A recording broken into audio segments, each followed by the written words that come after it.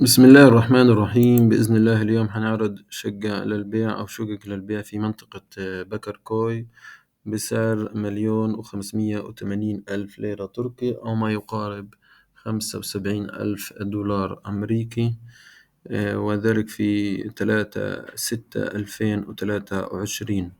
طبعا احنا أخذنا الشقة اللي هي تكون عندي غرفة وصالة، يعني تفاصيل الشقة عندي غرفة وصالة. هاي السعر عندي 1,580,000 ليرة.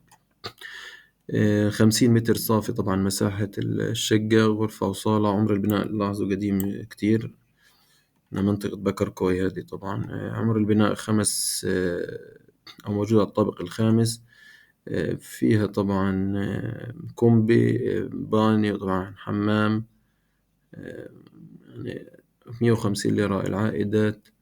وطبعا مش تابعة لمجمع. هاي عندي رقم الموبايل، هاي عندي الصور هون. طبعا لأول مرة بتفوت على القناة انزل لتحت سجل في القناة وفعل زر الجرس عشان نعطيك كل يوم فيديو جديد. اعمل لي لايك للفيديو.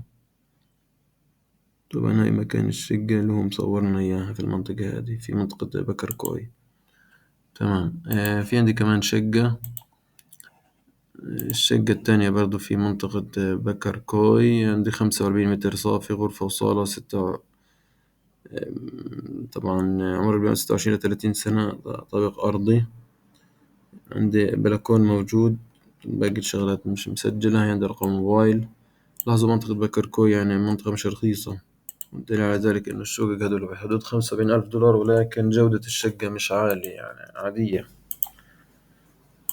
يعني أنت دافع 75,000 في شقة أرضي.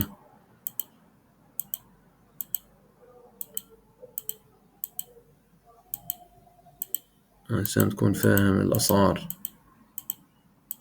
تمام. هذا بالنسبة لهذه الشقة. شكرا. تمام. شكرا كتير لكم.